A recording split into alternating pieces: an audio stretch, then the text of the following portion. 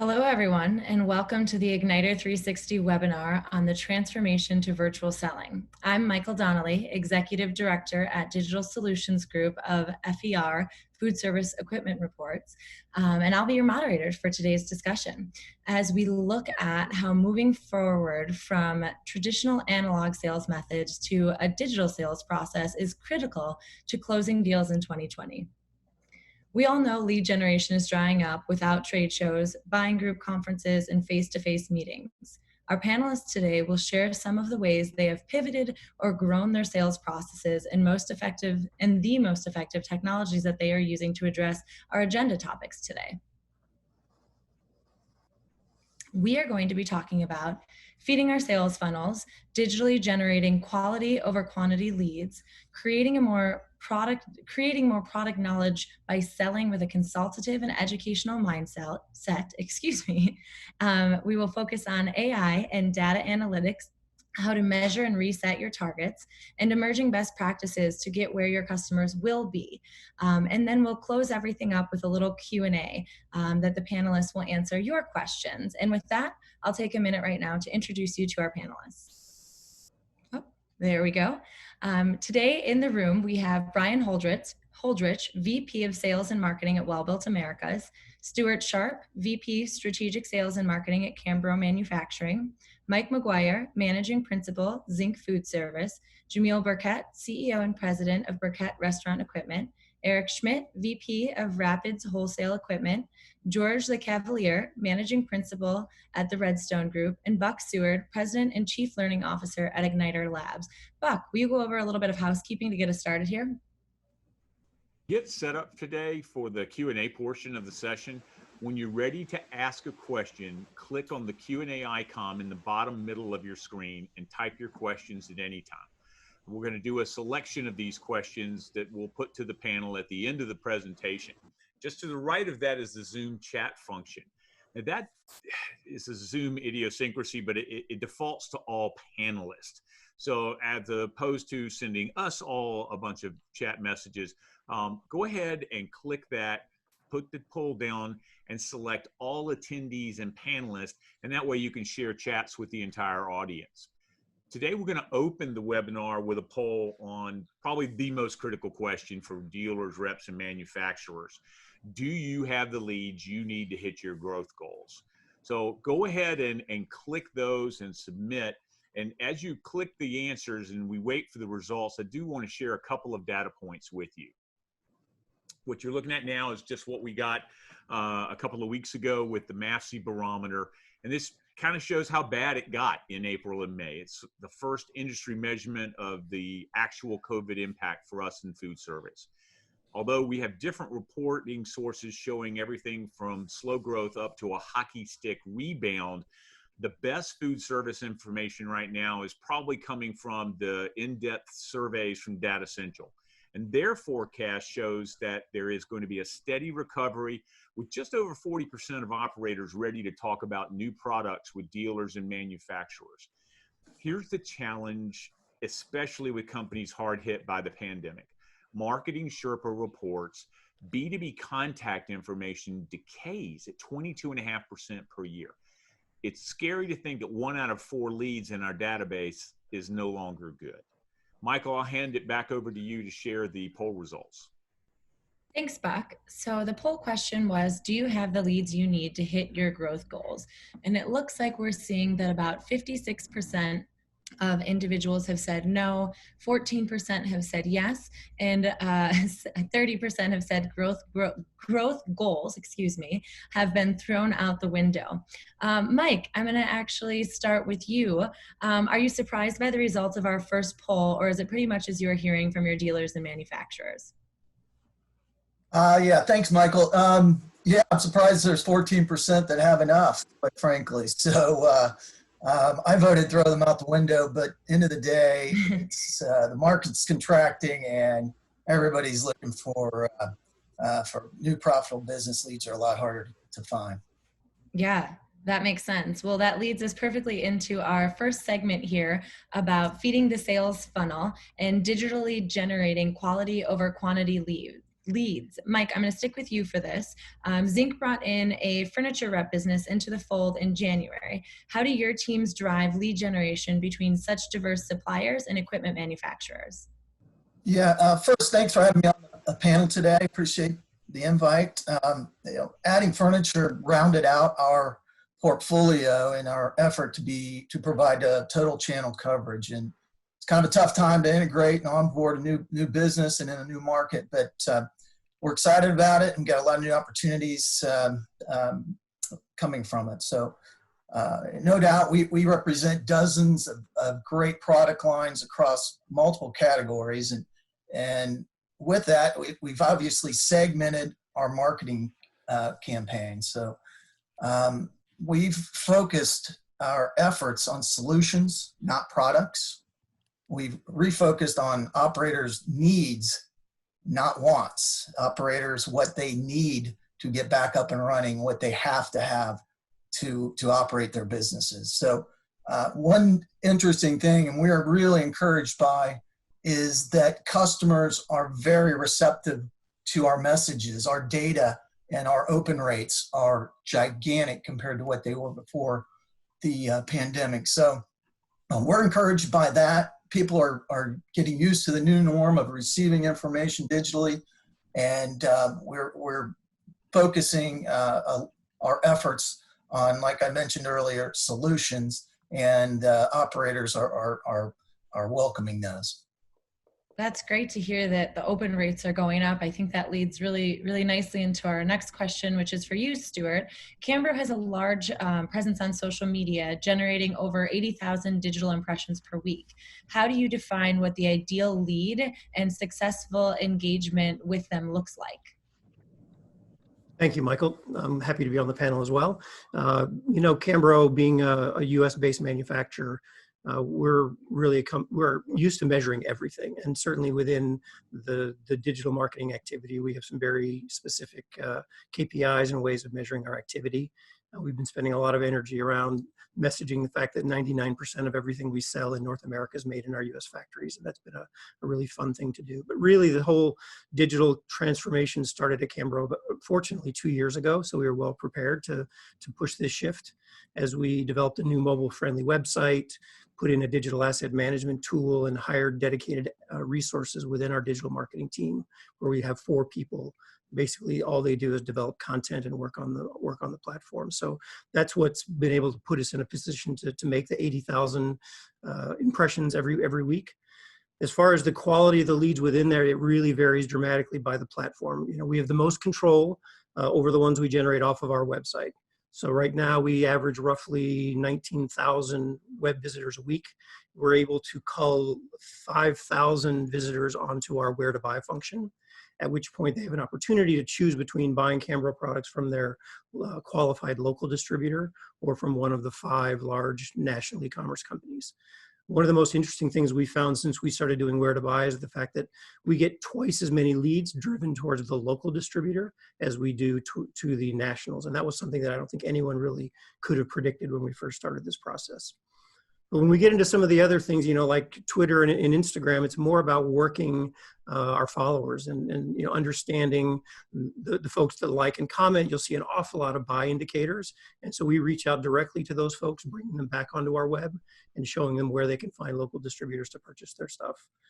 So it's really about understanding which one of our platforms we're using on that 80,000 impressions and getting the most out of each one of those. Absolutely. And I really like how you started with measuring everything and, working with it and engaging. I think that leads really nicely into our next question here for Jameel. Jameel, the Burkett team over the past 3 years has been developing inbound and outbound digital marketing integration with your CRM and ERP. What does lead quality over quantity look like on the dealer side for you guys? Thank you, Michael, for having me here. I'm very happy to be here and a part of the panel group as well. So when we started this initiative, what we found is we had a large number of leads in our database and we weren't doing a whole lot with it. So we set off to explore and learn and see what we can learn.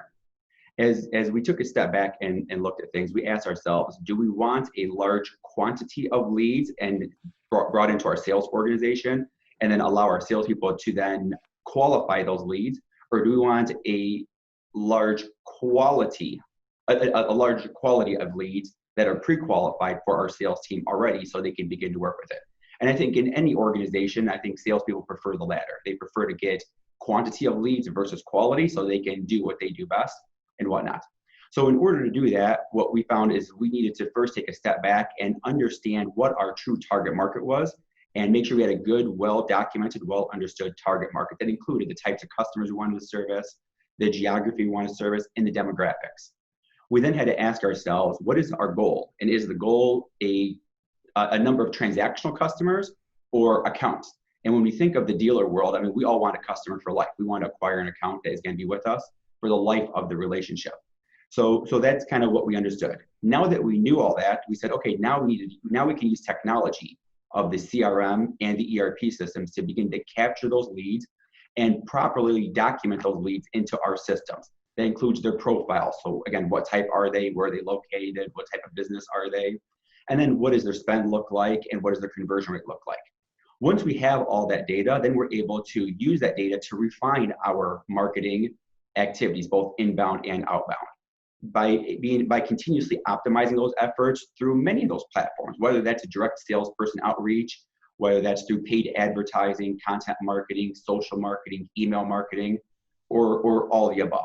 But once you've been able to refine it, then you understand who your customers are. Now you can put more energy and more efforts to go directly after more of those customers because you know who you're really good at your company and whatnot.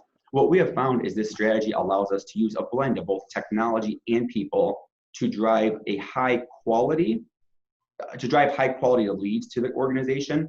And then if it's done right, by default, you increase the quantity, and the best of both worlds is getting high quantity of high quality leads hand in hand together. When you think of leads, what we found also, it's important not to think only of new customer leads, but also leads of your existing customers in your database.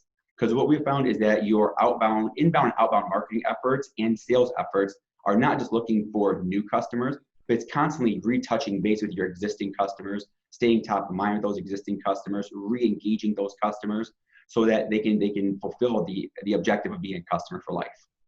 And so that's kind of a summary of kind of the initiative we've gone on and what we have found through this. Absolutely. I really kind of took notes on the path of refine, target, and then engage and continue to engage. And for anyone else out there, if you have some questions, just a quick reminder that we do have the Q&A function at the bottom on your right-hand side of your screen. So please feel free to drop your questions in there and we'll answer them as we finish up the panel here. So our second topic today is product knowledge, selling with a consulting and educational mindset. Brian, I'm going to go ahead and start with you. Welbilt Americas is known for your factory training and operator in-service sessions. What does rep and operator education look like in 2020 and 2021? There's a paradigm shift coming in the industry, in particular food service industry. The pandemic has shown that dealers can work remotely. They can be very productive without the brick and mortar. And without that brick and mortar, you're not getting people together like we normally do in food service and handshakes. So manufacturers have to look at how we drive that behavior, how we change that behavior digitally. We have to give easy access to information. Digital resource training has to be easy to access, and it has to be very thorough. Sales solutions that catch the attention of somebody has to be very brief, but to the point. Because there's not enough time to research the multiple brands and options that are out in the industry now. You know, we're a consultative sell product in a construction-based industry. We support end users, menu, and quality, and we're moving into the digital world. So we have to have a unified customer experience, portals that allow them to go in and log in and see their details and information on their particular orders. Has to be self-service, reduce the cost, make it very easy for them to go in and find the information they need, much like sanitation solutions, probably what's up behind me right now. Very important across our brands and the safety in the industry now. Ghost kitchens, the new buzzword that's out there. Welbilt has been an industry leader in ghost kitchens for years, but you have to understand what the offering is, the capability to get in there. The information has to be relevant, again, for what's happening currently, not only in the industry, but of the trends of the product, new products that are coming out. Customer service has to be very personalized. It has to be best in class. And it has to be something that can deliver what your partners want when you want it. It's a very interesting, challenging time going from a handshake to digital, but it's very important, and one of the things that Welbilt is moving directly into. Absolutely. The self-service and making it easy is something that we're seeing really a lot of people driving towards, and a lot of that comes from the technology you're using. So my next question here is for Eric. Rapids is an early adopter of 3D tools like SketchUp, giving you the ability to immerse clients into their own 3D kitchen before, during, and after installations. What do they need to see to help design new normal sites? Thanks for the question, Michael. Appreciate it. And thanks for, again, like these other folks have said, for having me be a part of this panel with everybody. It's pretty exciting. And again, you get to see us stumble as well as we try to learn our way through digital communication. So we're learning together here, which is exciting for all of us, I'm sure. And hopefully you feel a little less nervous when you get into your own presentation when we're up here in front of 112 attendees and hoping that we don't make a flub. But thanks for the question. So yeah, we at Rapids have been using platforms like SketchUp for some three-dimensional rendering and design layout services for our customers here for 3 or 4 years now. But it's become even more important as far as our selling process goes and developing trust with clients. And what it really allows us to do is, in the absence of the traditional method, is you go out, you have 3, 4, 5, 6 meetings with a client in the field.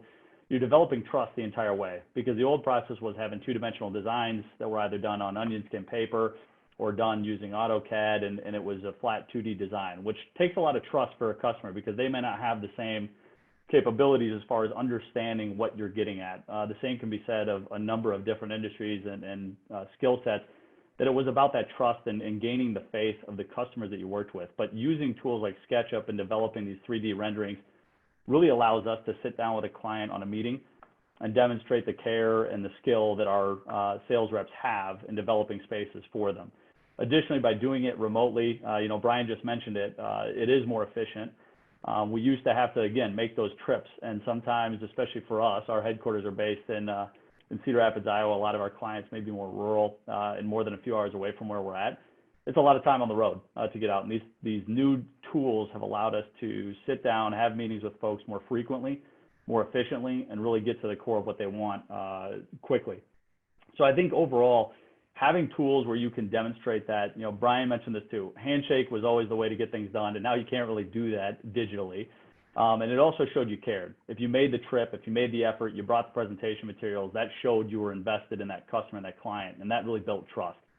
What that's translated to now is building a great digital presentation platform, which you can convey to your clients the real care that you have and how you present these types of materials. And tools like SketchUp, Revit, developing 3D renderings for them to see and feel the space, even getting as far as creating AR type sets where you can send them out to these folks and they can look around their kitchen as if they're standing in it, is a cool new way to show folks that you're really invested in their projects and that they care, and people have really become more responsive to it. So we've been excited to be able to continue to expand upon that. Michael, thanks for the question. Absolutely. And I think it is really important, and something that everyone struggles with when we're transitioning into digital, is how to create that trust ability and how to really have those efficiencies improved, but also continue to convey that overall care. And my next question is for you, George. You and your Paradigm MAFC partners are heavily invested in educating both customers and your channel dealer and supplier partners. What do you see as the next steps for Paradigm to make an even greater impact? Just again, thanks for allowing us to participate. This is terrific. I think the thing with Paradigm has been, I think we've looked at it and said, really, that what we do hasn't changed. It's the relationship building, problem solving, creating content, collaboration, a platform to share. What really has changed is how we're going to be doing that now. And it's a little bit echoing just about everybody here is, we're here today, and I said, if we look back 4 months ago, how many of us have been involved in a team meeting or a Zoom meeting? And I look today and go, we probably hadn't been involved in 3 or 4 in our life, and this is probably going to be 1 of 6 or 7 in this week alone, or maybe even this day, right? And so things have already changed. And so I think we just looked and said, how are we going to continue to build relationships? How are we going to educate? How are we going to do this? And what are the things we're going to do? I think from a Paradigm standpoint, we're already working on a lot of these things and working on virtual and working on our digital and social media platforms. I think the thing is exciting, if we can take a cup half full out of these times, is the adoption and acceptance is going to accelerate. So what was maybe offensive to somebody 6 months ago, where you would ask to do this and not come see them face to face, has now become the new norm. And so we're going to be able to take that and run with that. I don't think that face-to-face visits are going to go away completely, but we're facing a change in the way we do business and even our clients. So I think Paradigm, just tackling this, like what do we do in a couple of fronts, is we've looked at like how are we as a group collaborating with each other, how are we collaborating with our factories, with our dealers, and our operators. And so from a Paradigm standpoint internally, just some vertical solutions on how are we cross-training our own salespeople, and not necessarily product. It's more operations driven. How are we best practicing, using our best practices and sharing that. And so that has been, we formed a team of our internal team. So this isn't just Mike and I and the owners of the Paradigm companies. Our internal teams are very involved in their sales training, sales solutions, our CRM training.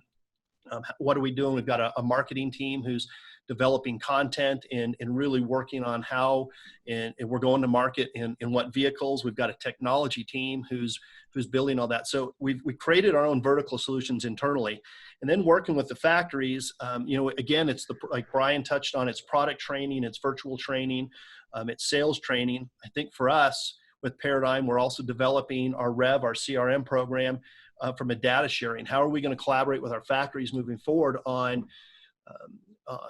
our marketing successes, what were trials and tribulations, so that we're using their teams. Also from a CRM standpoint, how are we transferring information on projects, and how are we helping them maybe in their future forecasting by SKU, by product, and trying to really close some loops and make us all more efficient, more effective, getting the industry knowledge or the street knowledge back to the ground level and as close to the manufacturers we can. On the dealer side, we're working really hard on both individual websites, but also a Paradigm portal where all of our training videos are now being recorded and building our libraries. I think working with our CRM on order tracking, project tracking, all the way down to demos and checkouts, and trying to make that information 24/7 and be a better service to any of our dealer partners. We've also created now a marketing portal where all of our templates, so we're able to now use all of our resources and create templates that we use for our own social media or for our own digital media purposes, but making all of that available to our dealers. So now that they'll have access to that to use on their own, or we've got access to develop things and get that to the street faster. I think one of the most exciting things we're excited about is we're creating some platforms, what I'll just call operator collaboration. So, we've looked in the past, if I pick like K through 12 and go, we've had school shows, we've had national school shows, you've got a NAFM, you've got a NRA, you look at all these this ability to get people together to communicate. And we've lost the ability to use those as a collaboration platform. And so just creating a meeting place now where we can get K through 12 school food service directors in a platform where maybe there's some training and education going on, but really it's a collaboration allowing them to share some things. So we're just trying to figure out and working really hard on, again, at the end of the day, our job hasn't changed, but man, how we're going to do that has changed immensely. And so that's really where Paradigm's at right now and the things we're working on. Yeah, I think the how is really important. And you mentioned early on the acceptance of that how, and that's been something that's driving a lot of different successes with how digital is being brought to the forefront, and digital within the collaboration, but then also marketing, which that leads us to our next poll here. So Buck, will you go ahead and cover our next poll for us? Well, the next poll question is a perfect segue from what George was just talking about, is who is managing your marketing? My internal team, I've outsourced it, I have a hybrid solution. What we're seeing is a lot of people struggling to make sure that they've combined selling with marketing. And so we want to be able to have that. So click here and enter your answers. And as we wait for those results, I want to share a couple of data points with you. Serious Decisions, a intelligence group, reports that 65% of companies say that their selling teams are spending too much time on non-selling activities like background research and manual data entry. There's a great article from 15 June by McKinsey on performance branding and how it's reinventing the marketing ROI. They quote a CMO for a large retail bank about, performance branding serves as a single source of truth. For the first time, people are actually looking at the same data at the same time to figure out what's the best for our brand. And we all get to go home earlier. So that alone is worth the effort, according to the CMO. So when you look at digital marketing and selling metrics, they're focusing more now on client attributes, sort of what Jameel talked about a little bit earlier. So instead of just the old school lead profile or maybe even a marketing persona, you're looking at what do we do now to look at our overall client, our prospect that we want to be. And so that way you're building a better funnel and engaging customers faster. Michael, I'll hand it back over to you to share the poll results. Great. And it looks like that 56% say that their internal teams are managing their marketing.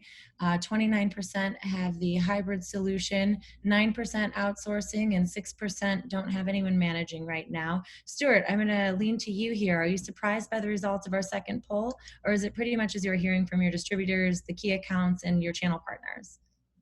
I was actually expecting to see more folks with a hybrid solution, to be honest.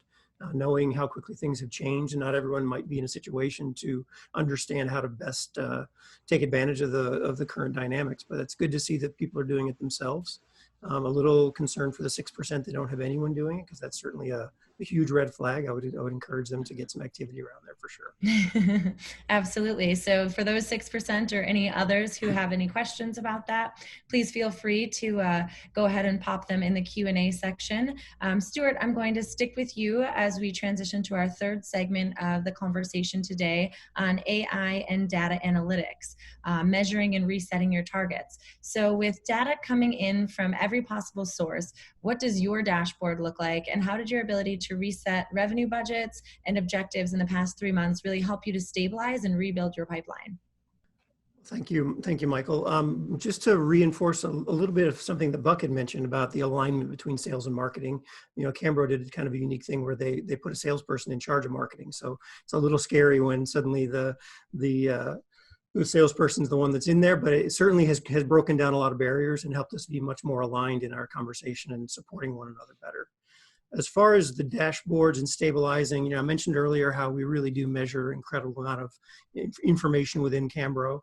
And we've always been very vertically integrated in how we manage that activity. So besides the normal weekly marketing dashboard that we've always had that measures things like how many people visit the blog, how many website visits, the mixture of production time between domestic and international, et cetera, et cetera.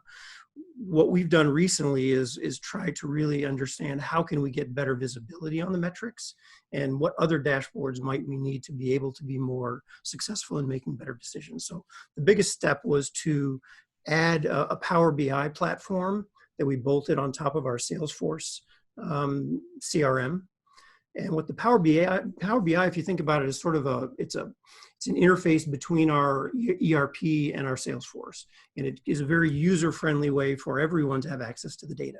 And so whether we're looking at, the percentage of opportunities in a particular territory against their 90-day quota, or, whether or not there's a propensity for stale opportunities or opportunities that are at risk of going away, the Power BI platform makes it really easy for us to be able to have very easy and quick snapshots of the data, and the users can drill through it themselves. So once our Power BI specialist here at Cambro trained us how to do it, all the salespeople, and even now we're pushing it out to our reps, where they can buy into our license and be able to do the same thing with their Salesforce platform. And that's really helped us get much better view of the data and, in a predictive sense, start to develop that AI as well for the future. Absolutely. I think data is is so important, but you have to be able to look at it quickly and understand it and get that visibility into it to make it actionable. Jameel, I will direct the next question at you. You shared earlier about the work your team has done with inbound and outbound integration with your CRM. What changes have you made in the past 3 months on resetting those strategies? And have you established new metrics or redefined your go-to-market at all? Okay, great question. So the last 3 months have, our nation and our industry specifically have faced some unprecedented times. Those unprecedented times often push many people, businesses, et cetera, to look internally. Here at Burkett, we took a hard look internally at our sales and marketing sales cycle and sales funnel. And what we want to do is understand what are the triggers that move the needle. Those triggers include everything from your inbound and outbound activities, your leads, your conversion rates, your quoting opportunities, your closed deals, and your ship deals, right? So once we understood all those triggers, we took a look at the data points to understand what data are we capturing and what data aligned to that cycle, and then what data didn't. And the ones that aligned, we kept them. The ones that didn't, we kind of paused them, I would say. And then we introduced new data points where we found that we had gaps. Once we did that, we then used our systems to make sure that we had the adequate reporting and alerts that captured those data points for us. So we understood we understood each piece of the pie. From that, we built internal scorecards, and we had scorecards already prior to this 3 months, but I think we refined them so that we have a place to be able to drop these data points in regularly so we can start to understand trends and cycles and whatnot. And then finally, we kicked off what we were calling our daily sales huddles.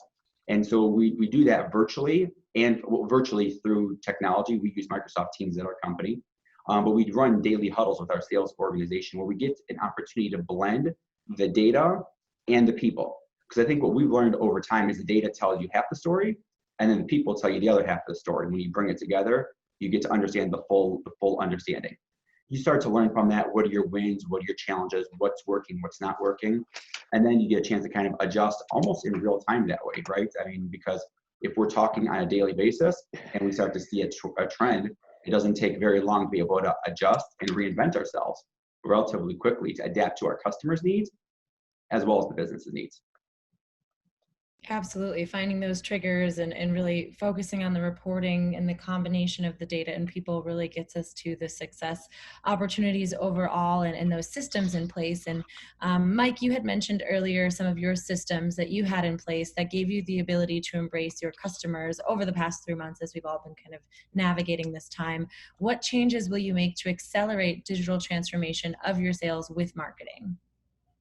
Yeah, I'm a little jealous of Stuart's sales team. Sounds like they've gotten a great start with their Salesforce CRM, and George and I and Zink and all the Paradigm member partners we've been working on our CRM marketing automation platform now for 6 or 7 years. We're super excited about it, and it's really coming together. So just recently we made a change. We got rid of Act On tool, which is a bolt-on that automates the marketing function in Salesforce, and we replaced it with a much simpler, easier to use platform that we have just gotten started with. So Act On really needed to be managed by a couple people in the marketing department. This tool is going to be utilized throughout our organization, so our salespeople will become part of our marketing team. More importantly, over the last 3 months, we've tried hard to turn our sales team into marketers. And as most people know, people follow people, not companies in the social media world. So our salespeople have thousands of followers, and they're doing a great job of promoting solutions for our factories that we haven't done in the past. We relied on our internal marketing department to try to drive that, and now our outside salespeople are a big part of what they will be doing is assisting the marketing efforts through their followers. Absolutely. I think it's really interesting how this time has really forced us to blend a lot of things that we used to do offline and bring them online, and to engage in that kind of sales marketing combination in that way. And where social media, you mentioned it, people follow people, and I would absolutely agree with you there. Just one more quick reminder for everyone, if you have any questions, to go ahead and get those in as we segue into our last segment here. The last topic is emerging best practices, how to get where your customers will be. Buck, will you go ahead and get us started off telling us about how Ignitor Labs, as you provide custom online and mobile point of use digital solutions for retail, healthcare, and restaurant vertical markets, what technologies do you see having an impact on how the food service industry sells in 2020 and into 2021? Technology definitely impacts selling. One of the things that we've seen in the last 3 or 4 months is how important that is. And Mike's got a great point.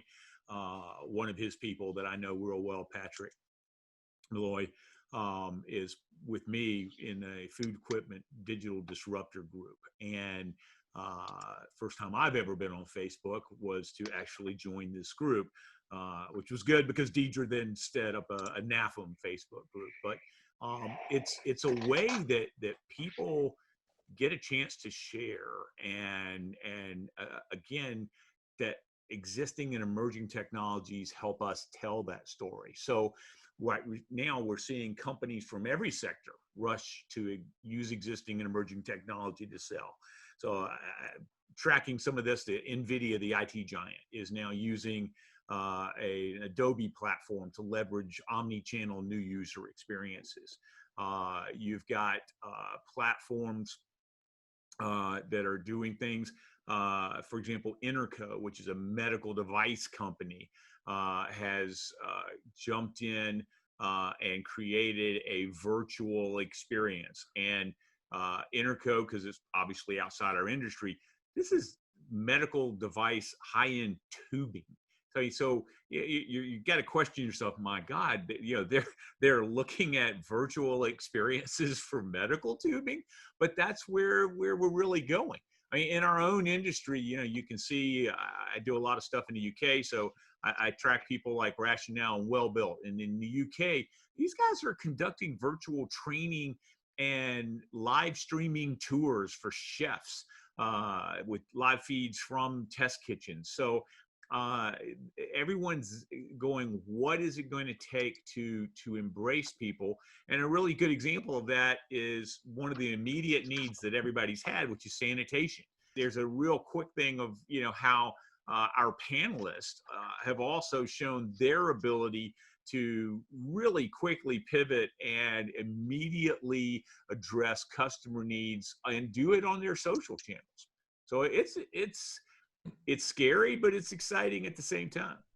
I hear you. We just finished up hosting earlier this month FER Virtual Next, which I'm sure some of you have heard about. So that was our first foray into a virtual experience. Next question here is for George. George, Redstone covers a broad range of market segments.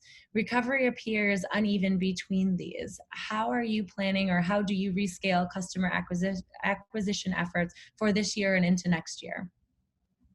Yeah, recovery right now recovery sure looked great a couple of weeks ago, and now we're stepping back in a few places. So I'm not even sure what that's going to look like. But without a doubt, the recovery across segments is not coming back equally. And I think that, I know for our business, a big part of our business in the past has been, I'll say K through 12 chain business, some things that right now are unstable and we're not sure how it is. At the same time, we're looking at this going, I think really 3 things we need to cover is just where are we going to spend time? What customers are coming back and at what rate?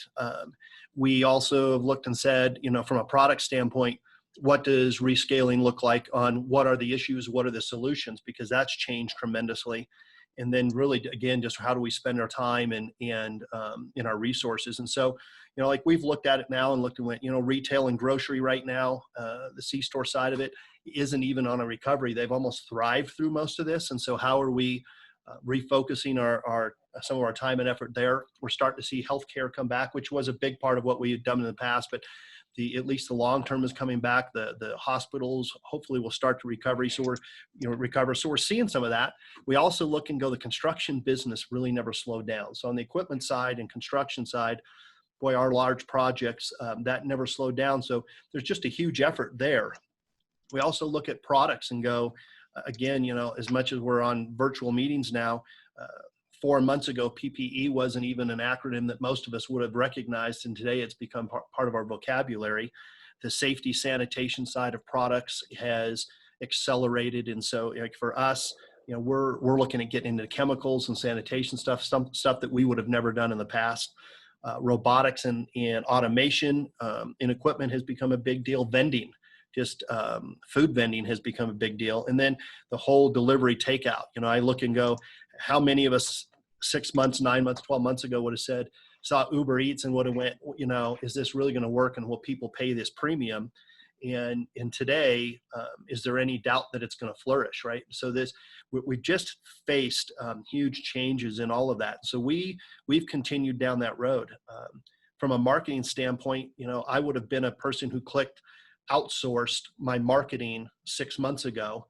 And today we have a full-time person who also works for us full-time, works on the Paradigm. So we've kind of got a hybrid, and we've put our marketing person in charge and given them a variable comp program, just like we have our salespeople. So I think when you talk about rescaling, we look at somebody handling our social media, our email campaigns, and a lot of our marketing.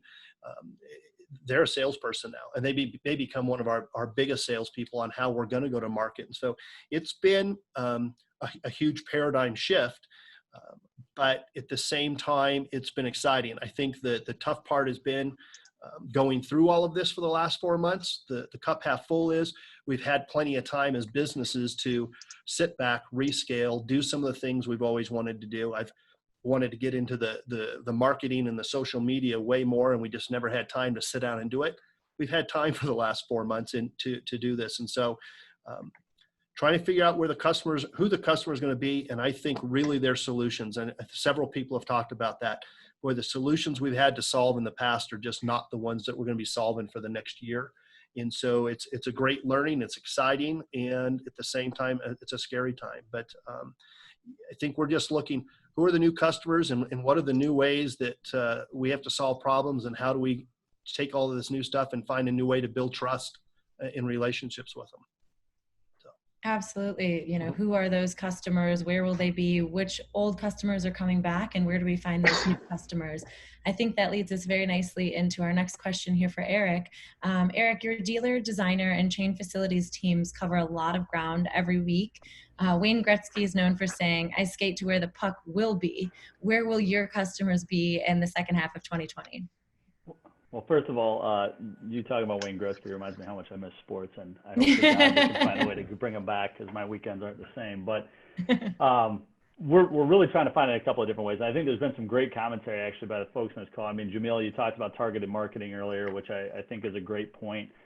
There is just an enormous amount of data out there. There's tremendous opportunity to get a wider net and then try to filter your way through with a wider net nowadays. And then Burkett also mentioned how McKinsey had brought up the point of saying, look, you can be way more efficient if you can then try to narrow that stuff down by having some of the legwork done by tech that previously was done by a much more subjective individual approach of looking and saying, hey, these are good ways to look at it. We've really embraced using some technology on email marketing campaigns, on social media campaigns, to reach out to some of our peers. And when we look at saying, where are folks going to be, it helps us set our target market a bit better. We're really focusing a lot of energy and effort, especially on our heavy equipment side right now, on the design portion of what we do. We do a lot of negotiated work as a dealer, and we rely on our partners in the manufacturing and the rep sides of things to help us kind of convey and get these things through. But as we do that, we're finding we're getting lots of opportunities to embrace, again, technology on educational presentations for these groups, just to make sure that they know when the opportunity comes that there are individuals here in this industry that are excited to help them along the way. And so being able to cast a wider net with some of these tools to market more rapidly and then filter down warm leads quickly so that we can have our sales folks get after those leads and try to develop relationships that'll be really meaningful, not just for now, but for the foreseeable future, is a big thing. I think another part of this about going to where the customers are going to be, I think flexibility is key right now. We look at the way that we started in the beginning of the year. We all know that things have changed a lot from where we were. One of those examples that we've seen is the flexibility being a big deal. Is we had a period of time in April and into early May where we had more visitors to our web platform than we'd ever had. And that came as a result of our ability to provide a lot of supplies that were not just viable for the commercial users, but also for residential and home buyers that were in need of finding some resources that they could not find anymore in their traditional locations. And that helped us get a lot more hits by being flexible to our web page, which then in turn leads to more Google juice that you can then generate more good quality leads off of long term. So again, I think ultimately what we're looking to do here is find those leads, be flexible, and get out in front by using technology. We're always trying to communicate with our partners that are on the front end of any design to hear where their customers are coming from and where they're starting to grow.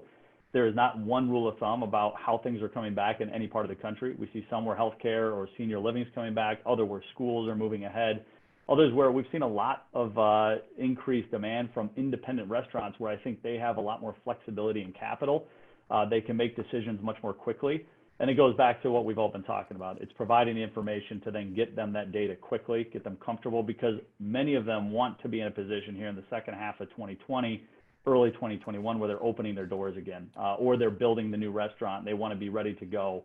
So those are all big things. Stay in front of it by talking with peers in the industry and the entire channel, not just our food service channel, but the construction channel, and use that tech that we've talked about here already to keep constant contact with who they are and what they're up to, so that then you can get your teams out there in front of them and really respond. But we're very hopeful that by the end of 2020 and 2021, we have a lot of customers building new locations out to get ready for that opportunity as that moves further along in the year.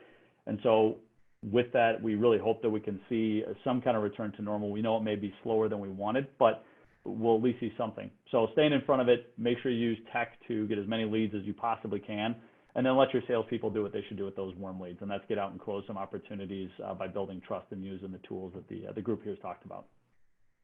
Yeah, I think you called the SEO Google juice. I don't think I've heard that one. Yeah. So for everybody watching, I gotta give that to my marketing guy. He's much more creative than I am. I wouldn't call it that. Well, hey, I dig it. I think it definitely gives everyone a little bit of understanding on what the technology can do, whether that's your internal technology, whether that's platforms that you're using, or whether that's the search engines that people are finding you on, whether that's social media or, as he said, Google juice. You also talked about a little bit of that flexibility overall, which I think is important. So if you haven't done SEO before, if you haven't done social media, those are things you can start to really focus in on a little bit more. And that gives you the opportunity to cast a wider net, and leads to something you also brought up, which is those educational presentations. And that leads perfectly into my question to Brian here. So Brian, I know Welbilt posted a teaser this past week. What should we expect from your outside of the booth Welbilt brand experience that you guys are hosting on Wednesday, August 26th? Yeah, that's really exciting. George mentioned shows, and that used to be our firsthand connection to the end user and products. It's also where we used to gather data. So we'd take that data that we gathered from those shows, and as Stuart was mentioning AI, you'd connect that into some sort of AI and really look at what you can do to enhance the end user's experience with the products. But I want to got to look at a new tool. Shows are gone for 2020. They may be gone for the first half of 2020 or at least 2021, or at least will change, evolve in a manner. Buck talked about some of the tools we're using in EMEA with our digital master classes. Everybody on here has talked about new solutions. The virtual expo is exactly that. It's a first-person adventure. For you old or new gamers, you actually get to control where you go in the product, in the categories. You can look at product, you can ask questions. Product experts will be online with you, ready to respond. We'll be highlighting new products, new technologies. That includes an open burner broiler, gas broiler that's 90% efficient. If you think about that, it's pretty incredible. Open gas at 90% efficient. You can explore product different segments, which include creme, coffee lineup. You can look at Welbilt beverage systems, anything that you need for your beverage capital solutions. We'll have new accessories. We talked about sanitation, safety offerings. Where are they? Where can they be applied? How can we help in these next 30 days where product in stores are opening? You can go down different verticals. You can take a look at ghost kitchens. You can talk about education and look at educational setups, new or older. You can take a look at healthcare, C-stores, even fast casual pizza, very specific. We'll even have live cooking demos going on. So if you open a door, you'll come in with a bunch of chefs working on new product and creating new cooking opportunities. We'll showcase some of our existing products as well, just in case when you look at the broad offering that Welbilt has, you need to take a look at something from the past and get some more details about it, answers on it. It's August 26th. It's the Welbilt Virtual Expo. Registration is free, and I look forward to virtually seeing everybody there. That sounds pretty exciting. You're talking about those live cooking demonstrations. I'm getting hungry. I don't think I haven't had my lunch yet. That makes two of us. I'm ready to jump in there. Yeah. Not virtually, though. I want real food. Not virtually. Yes, virtual lunch I don't think is good. But before we get to our Q&A here, I'm going to go ahead and give you guys a minute to get those last questions in. Reminder, the Q&A button is at the bottom of the right-hand side of your screen. And while you get those questions, while you're typing away, we're going to go ahead and show you a quick video clip highlighting some methods selling teams can use rather than just a PowerPoint deck.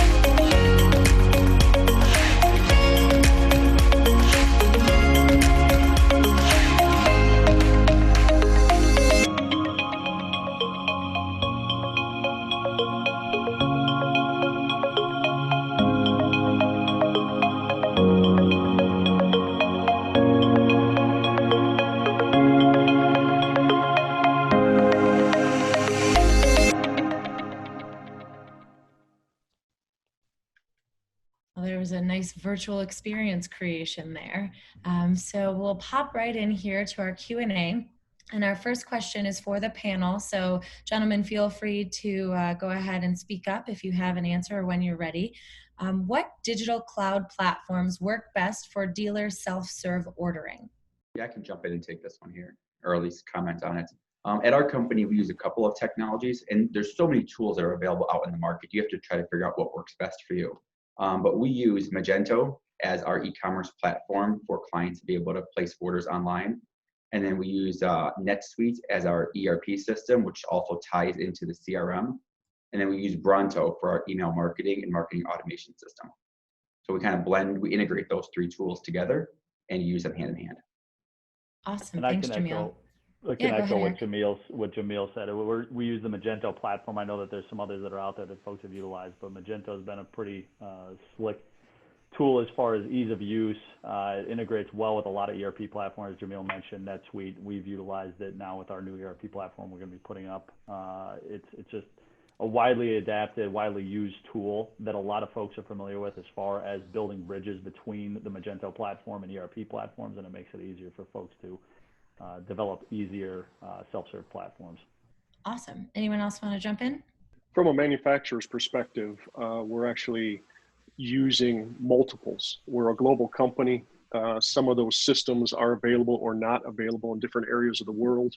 And we have multiple ERP systems. So really our goal overall, whether you go Magento or you look at a couple of the options out there, is to make a seamless transaction to the dealers or to the end user, our partners. And we want to make sure that's our number one goal, is make sure it's seamless whichever way you go. Absolutely. When they work together and play nice in the sandbox, it makes it easier for everyone involved. Very much So so. our next question here kind of builds on that. Which platforms do you use for lead pipeline and the methods, which platforms do you use for lead pipeline and the methods you use to qualify website leads over other sources or other lead sources?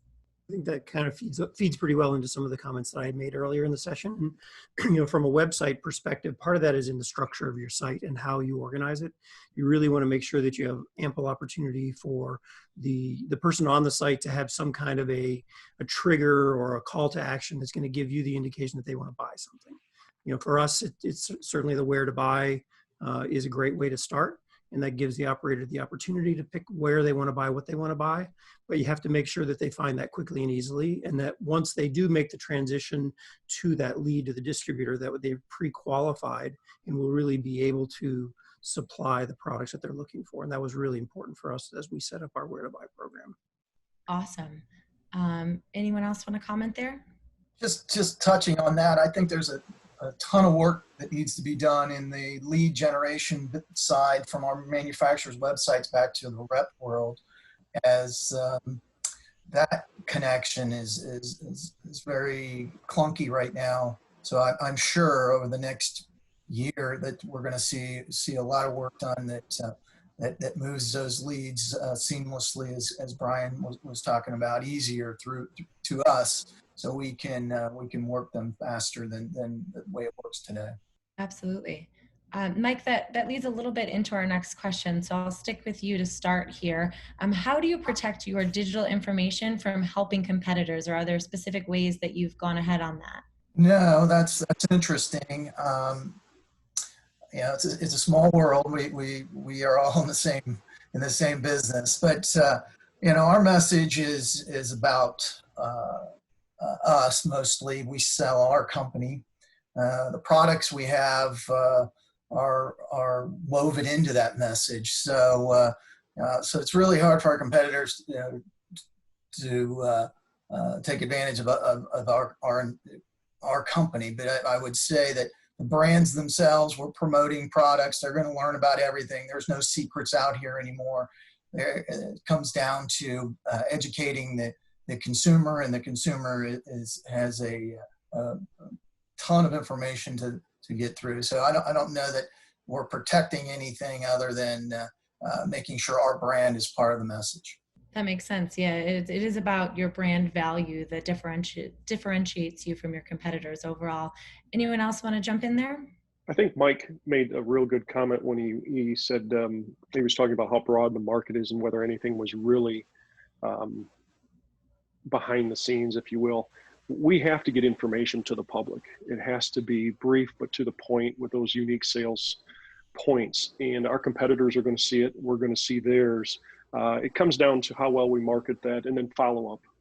How do we connect to those end users afterwards? Are we really answering those questions? Do they feel the personal connection? So it's a small industry, a ton of information, and you've got to be very focused. So it's going to be difficult, I would say, not to expose too much, because I just not sure that you can. Absolutely. Well, but with I think that, to your earlier point, Brian, go ahead. Sorry, Stuart. If you're focusing on your unique characteristics of your company and your offering, or whether it's a rep firm or distributor or manufacturer, there's no way that the competition can do the same thing. Each company is so unique and so different, and putting that energy behind what makes you unique and what you bring to the market that others can't. They may find out about it faster, but that doesn't mean they can do anything about it. Yep, I agree with you. Sorry about that, Michael. Don't worry. More information. I think people will be excited to hear that. Before we move on, anyone else? Hey, Michael, let's go ahead and just let me answer remaining questions by email. And then if we have any other questions that anyone has, just forward those to me at dseward, SEWARD, at ignitorlabs.com. And we'll be able to reply to any additional questions. And I will clarify, it's D, even though he's Buck, he's also Daniel. So that is a D Seward. Yeah, you have to be nicknamed at birth very, very quickly here in the South. It's an important thing. Yeah, I understand. But I know I got confused my first couple times emailing him. So I wanted to make sure everyone can hear us, got that going. And with that, I'm very pleased to introduce Bob Walters, CEO of WAI LLC, the parent of our sponsors, FER Virtual Next and Specify. Great. Well, thank you very much for that introduction, Michael. This is an incredible panel here today. I think everybody's showing the versatility that's needed in a time like this to quickly change. From my 15 years of running Cook Tech and having 65% of my sales be international, when I sold and exited that business, I tried to figure out what solutions I could put in place in the portfolio that we have now in the family office to help manufacturers, dealers, distributors, and reps sell more food service equipment. So one of the first things we did is we bought FER magazine and began to implement digital solutions in that magazine, which Michael Donnelly is now in charge of the digital solutions group. So fortunately, we were already heading that direction before COVID came around. The second thing we did is we bought Ignitor Labs because we thought it was going to be much more helpful to try to digitize the service process. And then the third thing we did is I bought a company called Specify. It's headquartered in Italy, but we're doing business worldwide. And so when all of this pandemic stuff hit and all of these events started to be canceled, it became pretty clear to me that we were going to have to pivot in a big way to help manufacturers, reps, dealers sell more equipment in a very different and unique way, maybe one that they weren't all fully prepared to do. So the first major change that we made is that we immediately went to work on building a virtual next platform to replace live events such as the NRA show or the NAFM show with a virtual event platform that we will help our manufacturers build trade show booths so that they can continue to sell. One of the things that we also recognized is that this probably needed to be a permanent selling platform, not just necessarily an event. So one of the other things that we looked at is that on the Specify side, we have several hundred manufacturer partners where we have all of their content already created. So how could we use content that was originally meant to be used for architectural design work, much like Eric was talking here today about Rapids and how he does things? How can we take that content we already have and convert it into a sales and marketing piece to help the manufacturers create virtual experiences? And at the same time, we looked at Ignitor and said, we've got all of that experience inside of Ignitor, so we morphed Ignitor into helping manufacturers build virtual content. So really Michael, do you have a video you want to show for your Virtual Next event that we did on June 9th? Just to give people an idea of what we're doing. We'll go ahead and get that queued up. Thanks, Bob. So while she's doing that,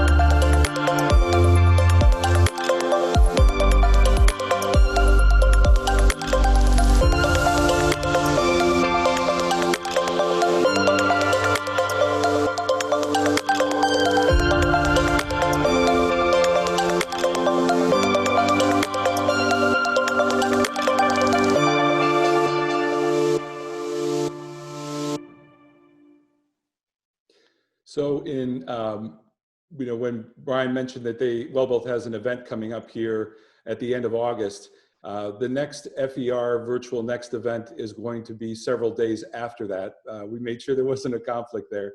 But really the idea is that we're here to help manufacturers sell more equipment and looking for solutions that are easy to implement and use. Flexibility was the key that was talked about, earlier here by Mike McGuire. And we want to make this so easy to use and have it be a permanent virtual selling tool that somebody who is going to do a presentation with only 15 minutes notice might be able to outfit a virtual trade show booth by themselves in a self-creating tool so that they can then walk through all the equipment with their customer right on the spot. But the bottom line is we wanted to use existing content and materials so that it wouldn't be a huge expense for manufacturers to get into this virtual next platform. And so that's really going to be our focus for the rest of the year, is helping manufacturers sell more equipment, helping reps with the ability to show the equipment virtually and easily. And hopefully we can try to recapture some of that lead gen that is no longer available through trade shows. I know when I was running CookTech, more than half my lead gen came from trade shows. So there has to be some way of replacing it now, and we're going to do our best to help the manufacturers do that. So with that, Michael, I'll turn it back over to you. Thank you very much.